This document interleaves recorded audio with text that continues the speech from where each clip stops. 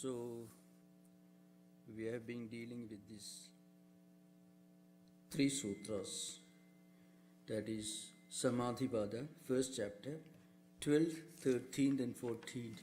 They are all interrelated sutras. It's a very important discussion from the practical point of view of everyday life. The 12th sutra explains how to restrain Vrittis.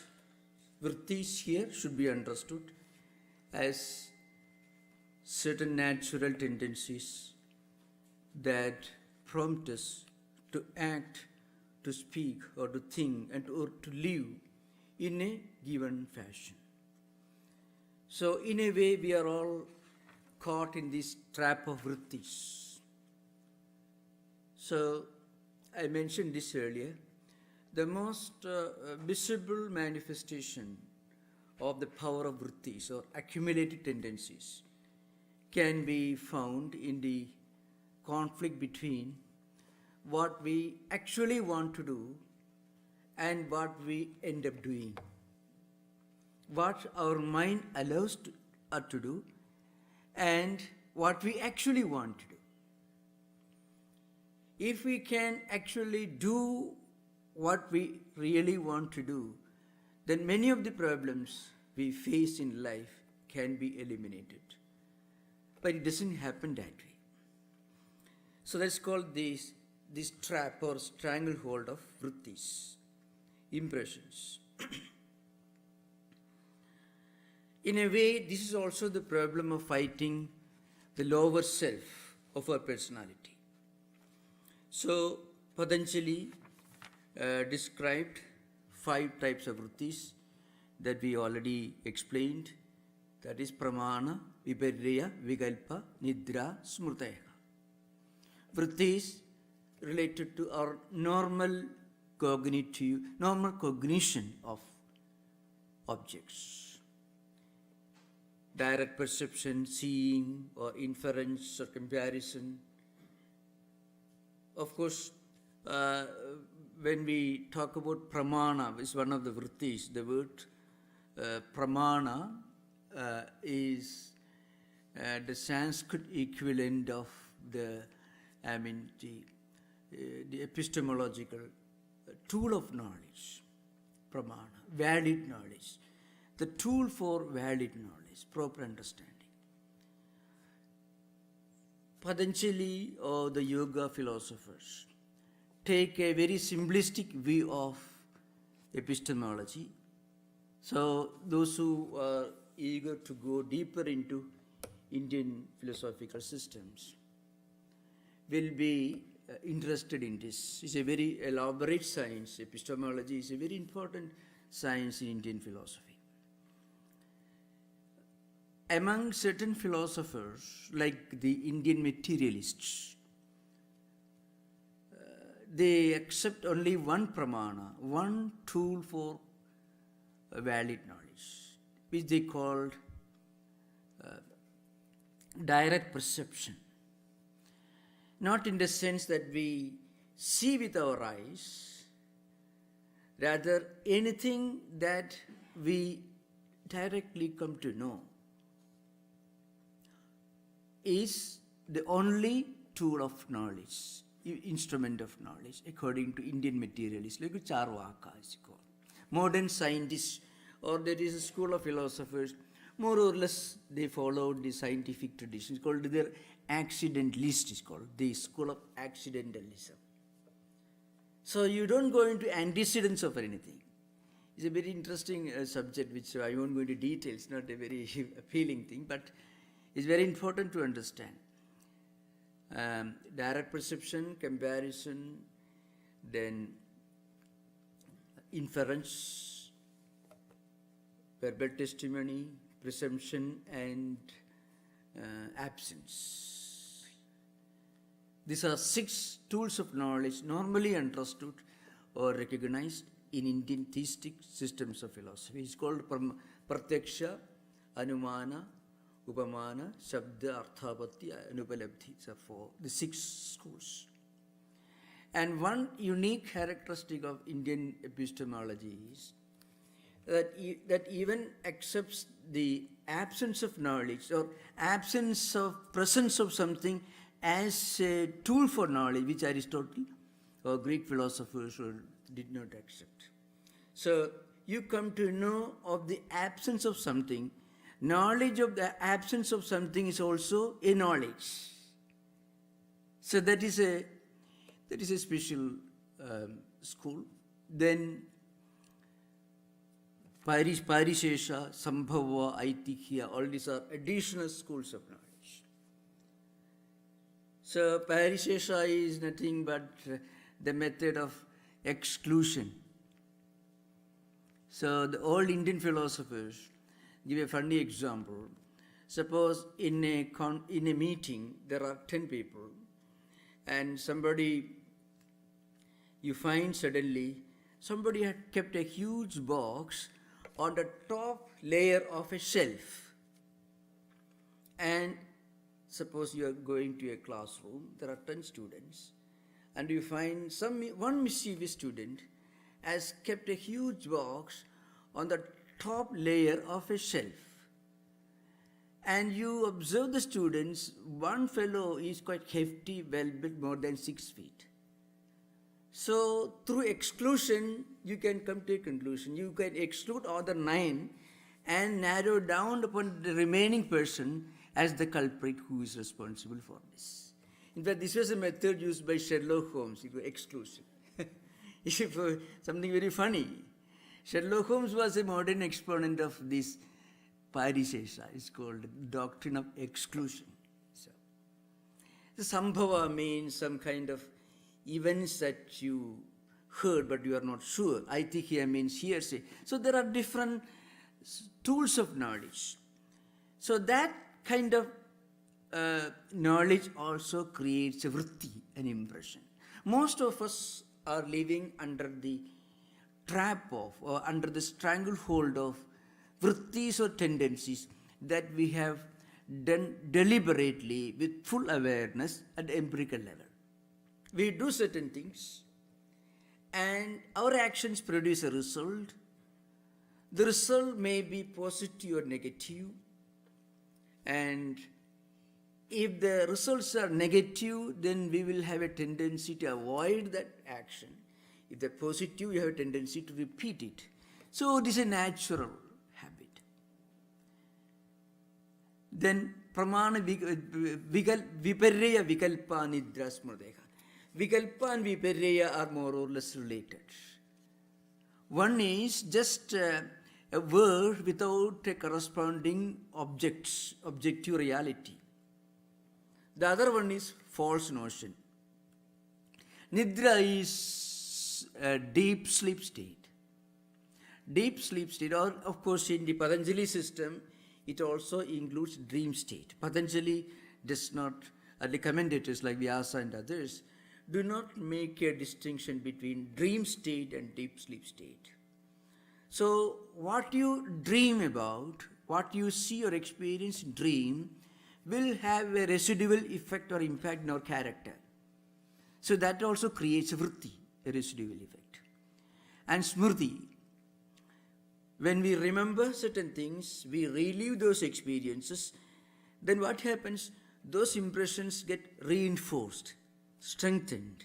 What we remember again and again, recollect again and again, those memories get reinforced. Now, how to get out of negative vrittis, the trap or stranglehold of vrittis? That's a main topic in these 3-4 sutras, which is a very famous part of Patanjali's system. Of the 195 sutras, they are among the most well-known and most relevant. Abhyasa vairagya abhyam tad nirodha. So, how to start a new chapter in our life? There are bad habits, bad memories, bad ideas. On the one hand, they emerge and we are helpless. On the other hand, we are also aware of the fact that they are not good ones, they should be avoided. So we want to avoid them, and this these vrittis can manifest in the form of instinctive habits or tendencies, conscious actions, or conscious repetition of tendencies, actions. Sometimes it could be also in the form of obsessions and phobias, irrational fear, or certain obsessive habits that we know are not supported by reason, still we cannot get out of it. So as I mentioned, Patanjali recommends two methods, abhyasa and vairagya. The most important element is here dispassion. Dispassion means, well, from a literary point of view, it means lack of passion, lack of attachment.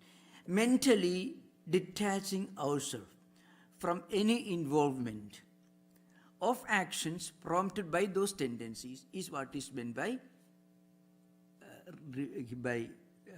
detachment or vairagya here. Of course, this is an important subject that is going to be discussed in the coming sutras. And this should be practiced again and again, detachment. Detachment means mentally taking ourselves away from any kind of involvement, looking upon ourselves as a witness. We should not fight wrong habits, wrong ideas, wrong tendencies that emerge in our mind. Because fighting also, quarreling with these negative tendencies, also will connect us to those tendencies. You cannot fight with someone unless you go near him, and that is dangerous. And you cannot go close to those habits. You cannot befriend, and you cannot antagonize. Both will have the equal effect in terms of getting trapped into negative tendencies or impressions. So what to do? Keep ourselves away from it by remaining witness. When we keep ourselves away, we remain disconnected with those habits, those tendencies, which again take the form of habits and actions or words or tendencies that we actually do not want, do not like, want to get out of, but still helpless.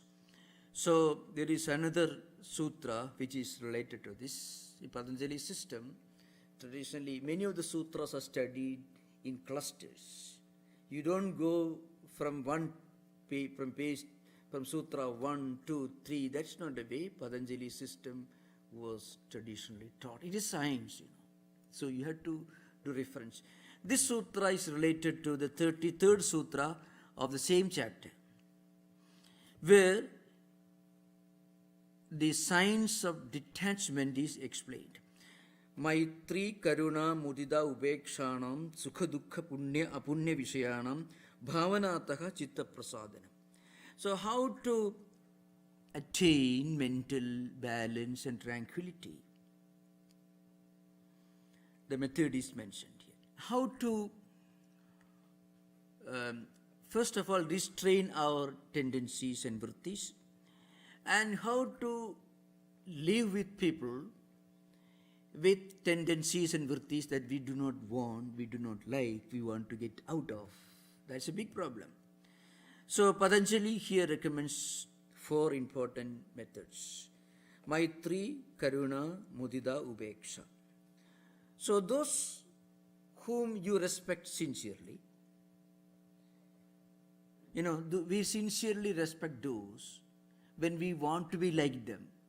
So a child respects sportsmen, and a child may want to be like the sportsman. So what you admire in others, you want to be like that.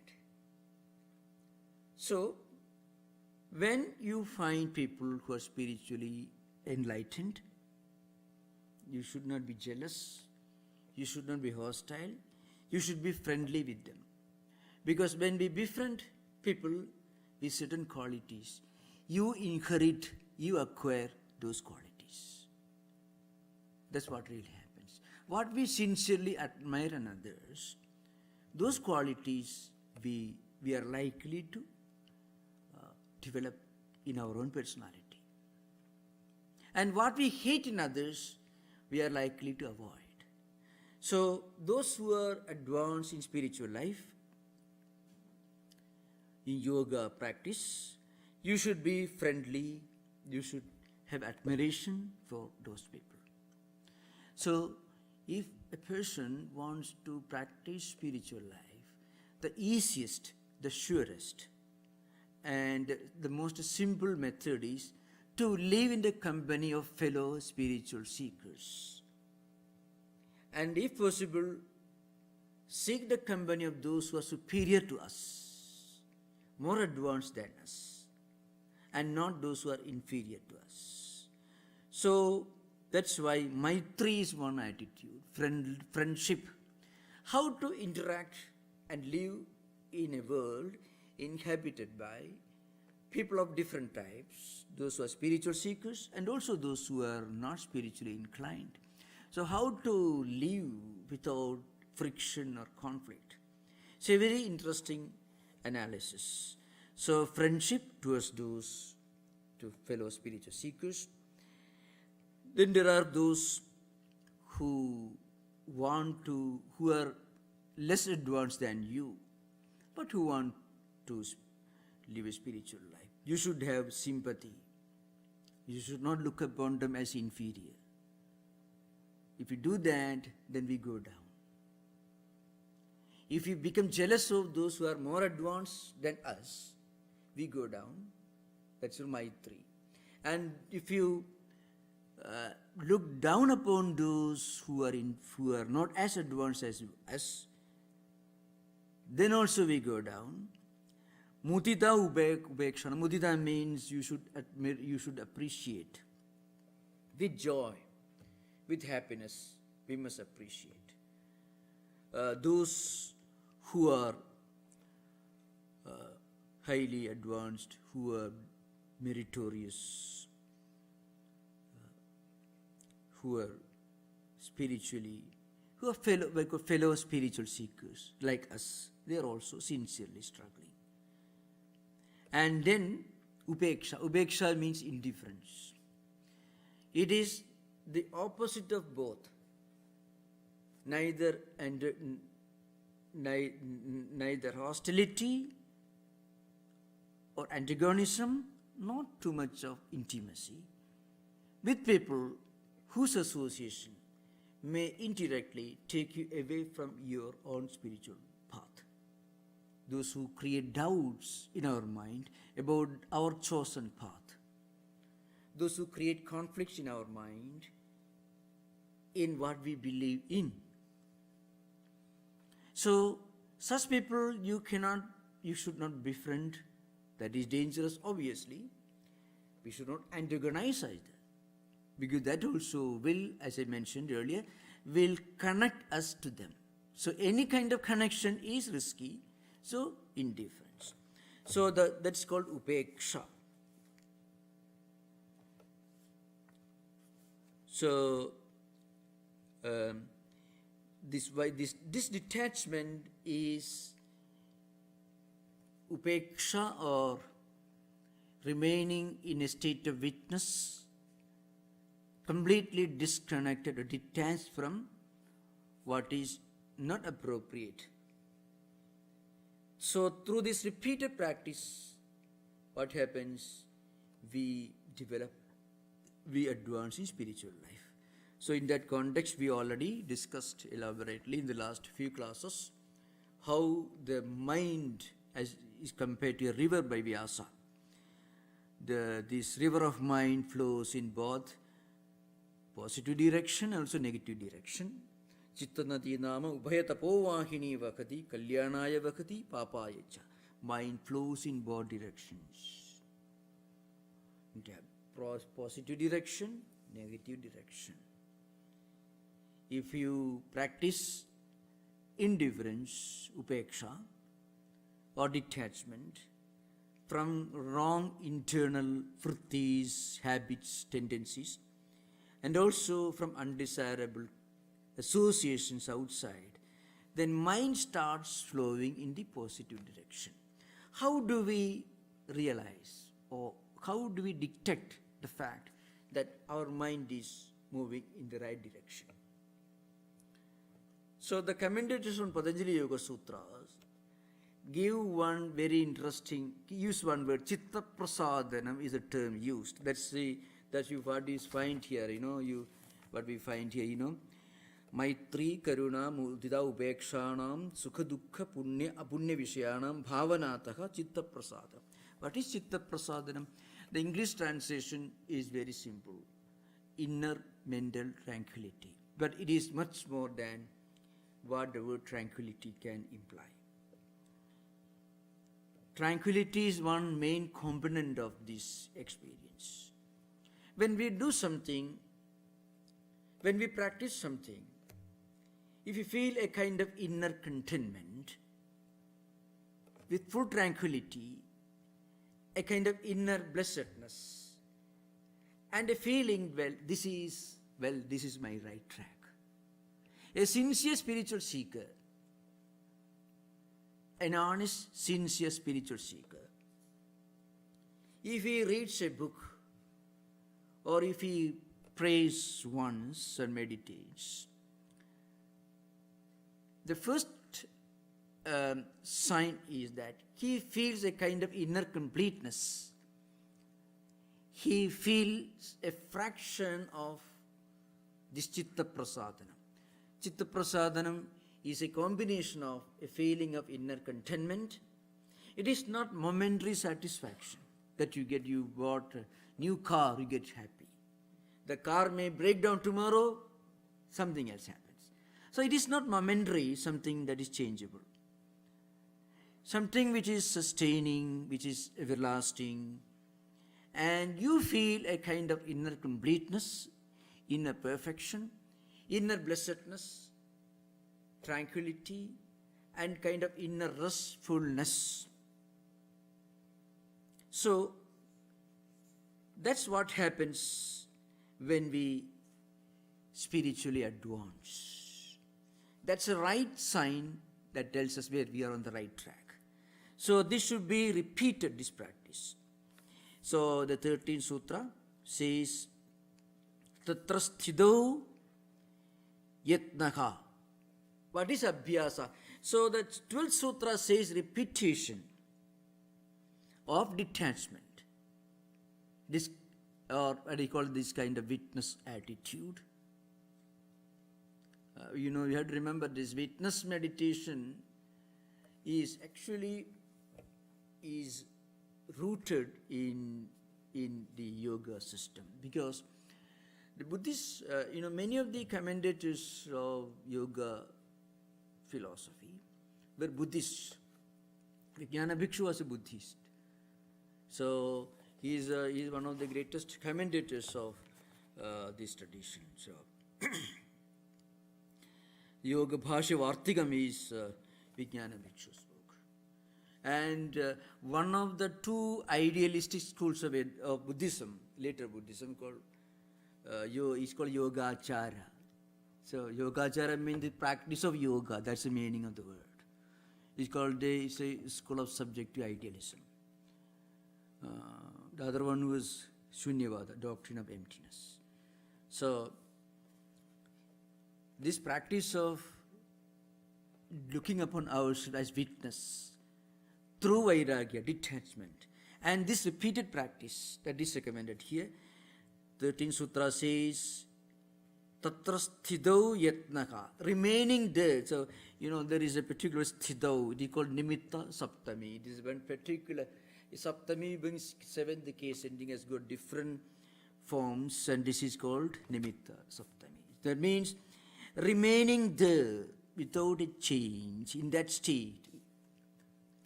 Fully being established in that state of practicing detachment. You should work hard. You should strain yourself. That is called abhyasa or repetition. I have dealt with this sutra earlier. And then, because these are all interrelated, before we go to the 15th sutra, recapitulation is necessary. That's why. Now, the 14th sutra is Satu Dirghakala Nairantarya Satkara Asevido Dridhabhumi. Now, what is this? What happens then? So, this repetition, I mentioned earlier, but it's very important because there are a few more things that we have to discuss now, which we left out in last class, because suddenly the class came to an end. Satu Dirghakala. So, you should be able to practice for a long time.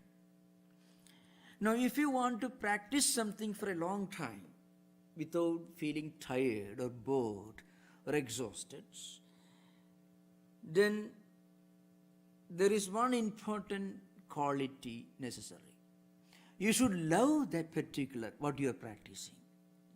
You should have a respect for that. If you don't like something, and if you try to practice it, then you can't practice it for a very long time. So it's very important that you should be able to practice for a long time. Dirghakala means for a long time. And to be able to practice for a long time, you should feel happy when you are practicing it. You should love what you are practicing. If a person develops the ability to enjoy spiritual practice, then spiritual practice becomes, or it comes naturally to him. If there is something that you consider that is a big strain for you, that requires effort, it's called yatna. So ayatna is one of the characteristics of this. Ayatna means effortlessness, total effortlessness. When you put up a great effort, that means you are not very perfect. So people who work very hard to write a story, nobody will be willing to read that story.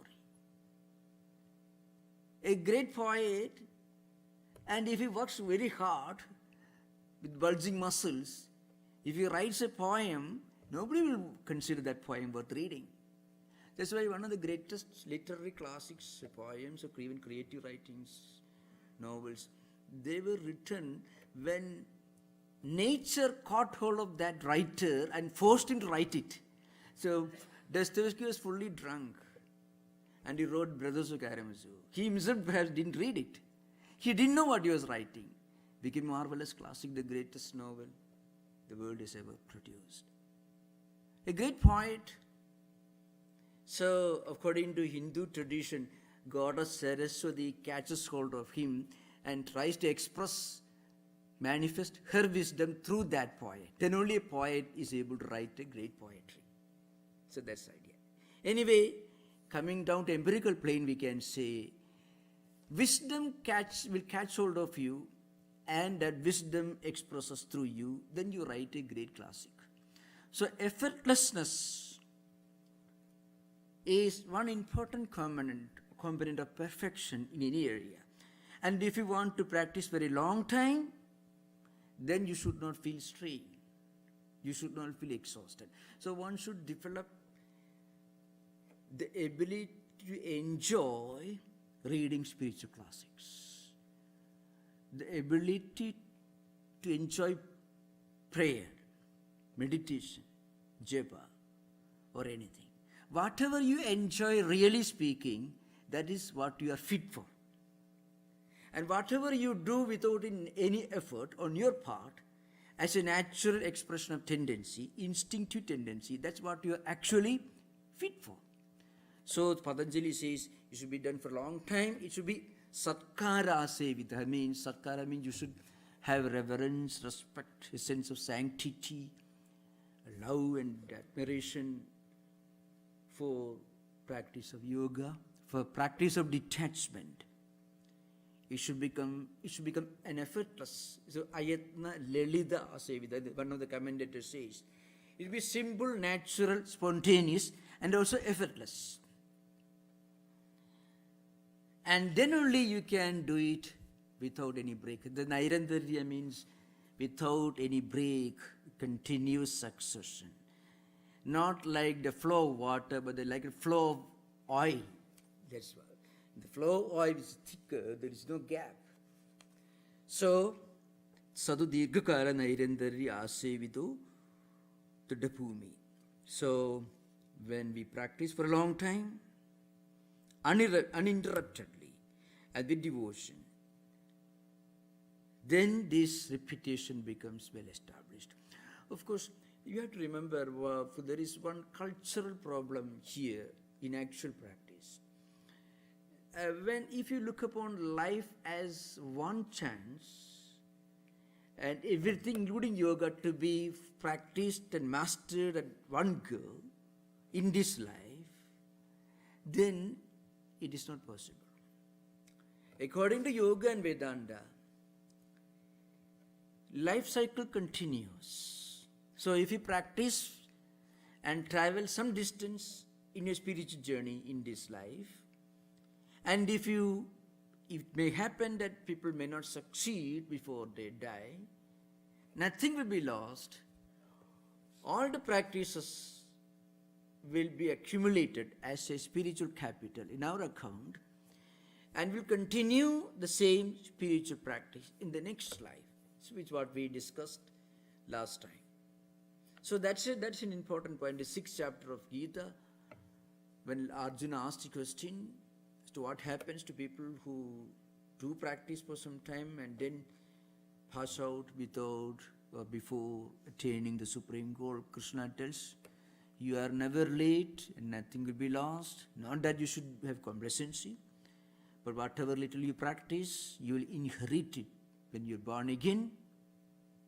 And Krishna tells very interesting, Tatratam buddhi samyogam labhade paurodekikam yatateja tato bhuya samsiddhu kurunantana. It's in 6th chapter. So when you're born again, this mind, intellect, buddhi, your samskara, subtle personality, it brings with you. You inherit a baggage, your own spiritual capital that you have brought, that you accumulated in previous life. And you continue your journey. From that point, you continue your journey again. So Gita gives some additional information in this context. It says, if a person has practiced a lot of prayer, meditation, but still retains some interest in enjoying worldly comforts. Well, if only I could get a lottery, or if only I could have $1 billion. Well, if a spiritual seeker who has done a lot of prayer, meditation, all that, but this desire has not come to an end. And if that person passes away, Gita says that person will be born in the family of a rich person, so that he will continue to be able to enjoy all his unfulfilled desires. But the spiritual practice that he has done in this life will not be lost. He will inherit all the good spiritual practices he has done in this life, and he will continue his journey from that point, and he will also get an opportunity to fulfill his unfulfilled desires. Srutinam Simatam Gekhe Yoga Bhrashtobhijayade, Gita says. So they'll be born in a family, prosperous family, at the same time virtuous family, so that he will be able to continue. He will inherit spiritual qualities from his parents. He will be born in a family or a culture, a tradition where he will be naturally be inclined to practice yoga, meditation. At the same time, he has some unfulfilled desires from previous life. That should be fulfilled. So he will be born in a prosperous family. That's one stage. What about those who are still more advanced? They'll be born in a family where the parents are themselves great spiritual seekers, where you'll be naturally inclined to continue your spiritual practices by instinct. Those who are born in higher, those who have already practiced a lot of detachment and renunciation in this life. So that's why it is said, life is not one chance. So one should be able to take this life seriously and should keep in mind we should practice for a long time and without a break. The Nairandariya means succession. If there's a break, I mentioned last time the story of Jadabharata, the great king who left his family, his kingdom, his palace. Suddenly at the time of death, somehow his mind was taken away from higher spiritual ideas. He was thinking about how to protect these animals. So he was born as a deer in next life, the little deer. But then he lived as a deer, but he was still fully aware of what happened to him in his previous life. There is a great king, Bharata, who left his kingdom and palace, went to a hermit. He built a hermitage on the banks of the river and did tapasya there for a long time. He didn't forget it. He didn't lose it. It was still there with him. So the deer remained within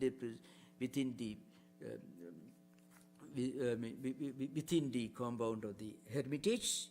He didn't go out. And when his life came to an end, he was born as a great saint. So the king was born as a deer, and the deer was born as a great saint. So that's why it is said for a long time, without a break, in continuous succession, and again that is possible only when we attach a kind of sanctity to what we do. So this is a very important component. Attaching an attitude of sanctity to what we do, it helps us to conserve our energy and focus our mental concentration on what we do. If we do something, this is something sacred. If we attach a kind of sanctity to yoga, then only one gets established in this. This also we discussed, but some of the ideas left unexplained in the last class have been completed. Now we are going to the 15th sutra, which deals with the first stage in the development of this higher detachment. The sutra is Drishta Anusavika Vishaya Vidrishnasya Vashikara Samjna Vairagyam. So, what is this detachment, this renunciation, this total detachment? Of course, it is called, technically in Sanskrit, it is called Abhara Vairagyam, the first stage in developing this detachment. Detachment is a very handy tool in our hands, if we can practice it. So, if you read Yoga Sutra lectures, you find this is done in a very mighty, big, pompous Sanskrit language. But in our ordinary, everyday life, if you practice this, it can take a lot of burden off all our shoulders. See, for example, setbacks, tragedies, unpleasant events or happenings in social life or family life.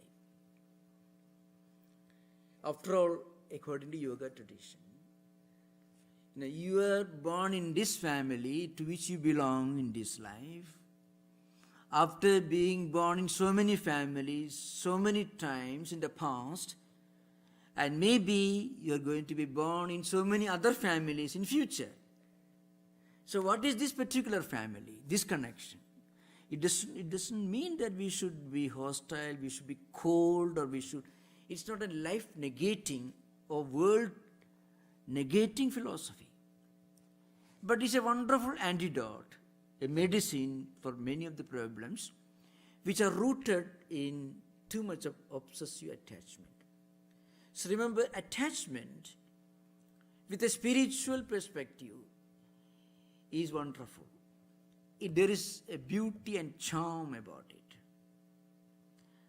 But same attachment can become very painful, very tragic, and cause a lot of sleepless nights. So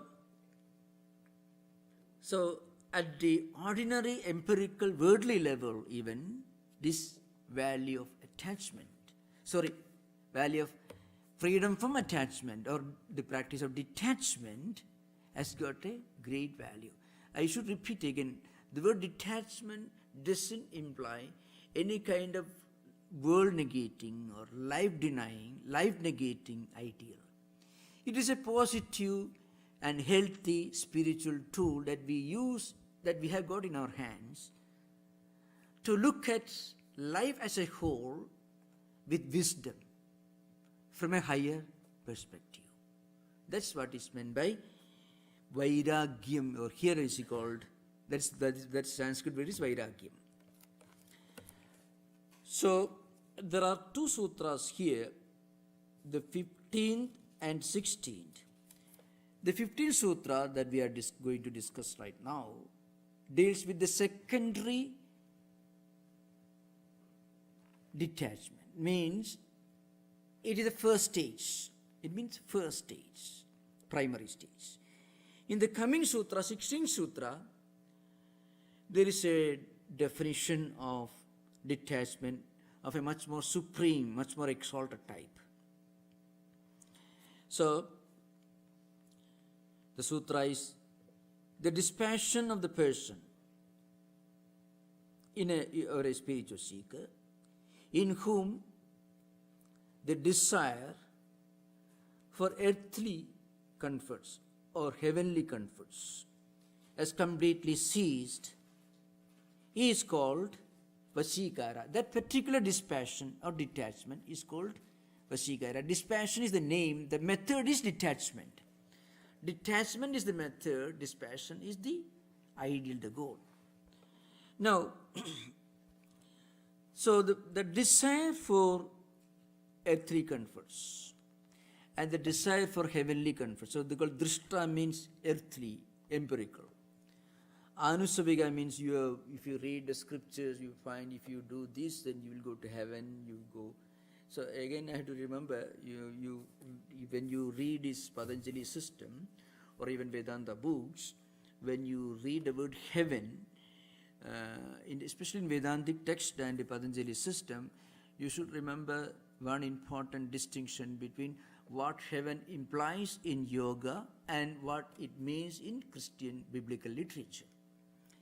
In Christian biblical literature, heaven has got a spiritual content in it.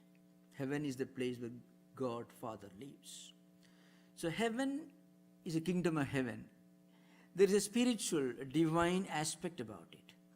But heaven, as the word is used in the yoga system, or even the Bhagavad Gita, or any of the mythological books of Hinduism, that heaven is, to use the most common American language, not a big deal, so to speak.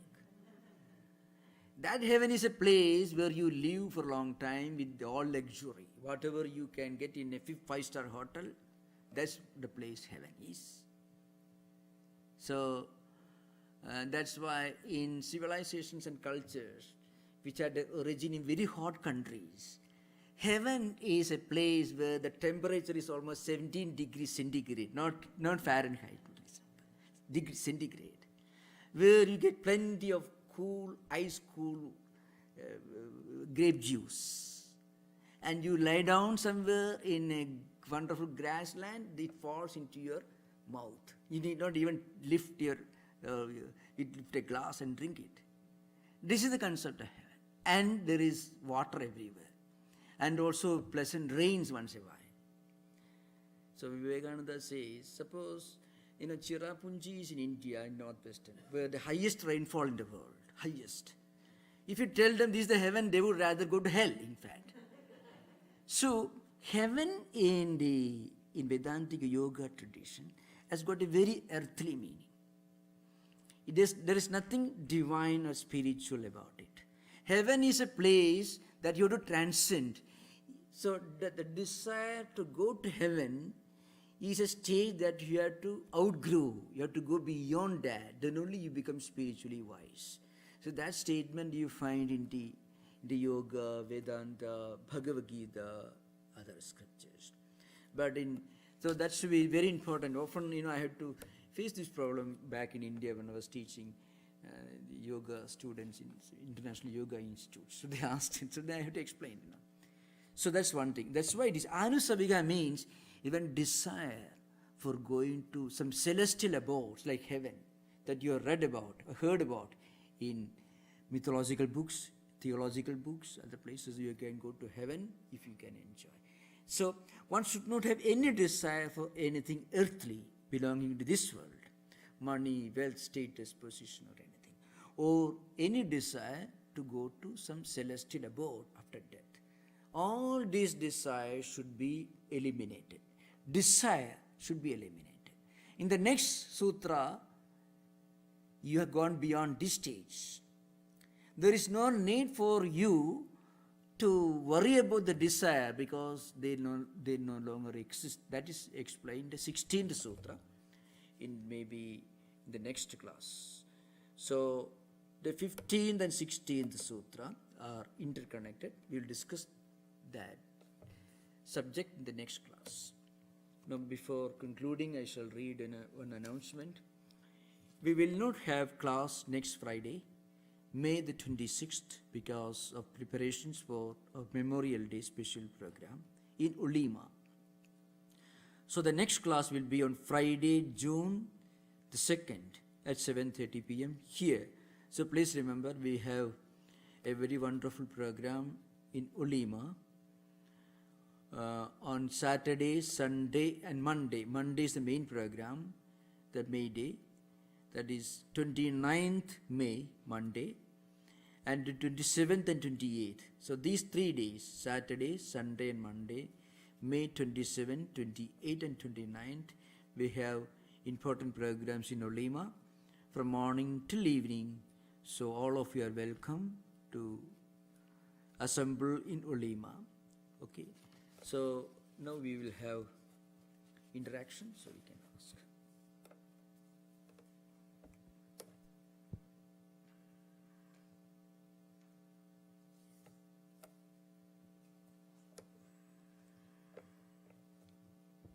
Swami, you're talking about liking or loving what you do is leads to effortlessness. Yeah. But a lot of times as beginner, you actually find it's very mechanical and the teachings say you have to just stick to it. But at the same time, in other place also it says that if you do mechanical, it doesn't have any result. Yeah. Can you just put them together? Yeah, that's true. Often, we had to get out of the present trap of repeated habits that we have developed. So that's why when we start at the beginning of spiritual life, there will be some jerks, some frictions, some kind of conflicts. So at that stage, mechanical practice is necessary. Just as kindergarten children should be forced to memorize their alphabets. So that's true. Depending upon our own evolution in spiritual life, there will be some conflicts when we break out of our existing patterns and habits and start a new set of practices. So at that time, what we must do, we should be mechanical, we have to be. And then we should practice japa, meditation, all this according, in a very formal way. Formalism is necessary there. Formality is essential at that stage. But after some time, when we reinforce our practices by reading and also by associating with spiritually inclined people, that's very important for developing a liking for spiritual practices. So, in order to develop a liking for spiritual life, it's very important, very crucial. We should practice and also we should associate with people who are practicing. That, if you are moving with people who are spiritually inclined, you naturally develop a desire. Even if our mind doesn't cooperate, still association with people will have, in the long run, some real impact in our character. That's what happens. So mechanical practice is a necessary evil. It is not evil, really speaking. Sri Ramakrishna puts in a very simple language. So, a small plant should be protected from wild animals. So you should erect a fence around it. Otherwise, cattle will eat it up. But when it becomes a tree, you don't require this fence. So that's right.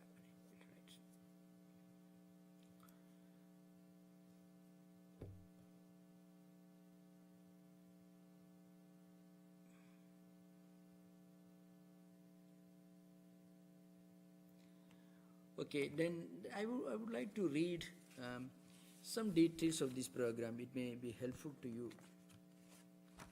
So, as I mentioned, the main programs are on 29th, that is Monday, May Day. But there are important programs on 27th and 28th. So on 27th from 10:30 to 5:30, you find meditation and also talks by devotees like you. Spirituality in everyday life. It is not an academic discussion. Devotees sharing their ideas, how they came to spiritual life, how spiritual life helps them in taking care of their everyday responsibilities. So devotees will be speaking on the subject, spirituality in everyday life. There is one morning session from 10:30 to 12 o'clock and one afternoon session from 3 to 4:30 on Saturday. And Sunday there is only one session from 10:15 to 11:45. And on 29th, Monday, the Memorial Day, a program begins at 10 o'clock. And then from 10:30 to 12:45, there will be 3 presentations. The main theme is Women Saints of East and West. So there will be 3 papers. One on Saint Teresa of Avila, the Greek Carmelite reformer, and then Holy Mother Sri Sharada Devi, and on Sister Nivedita. So 3 papers. And then light lunch will be served to all those who participate. Normally we expect around 1,000, between 900 and 1100, 1200 participants. There will be meditation. Then from 1:45 to 4:15 there will be questions and answers.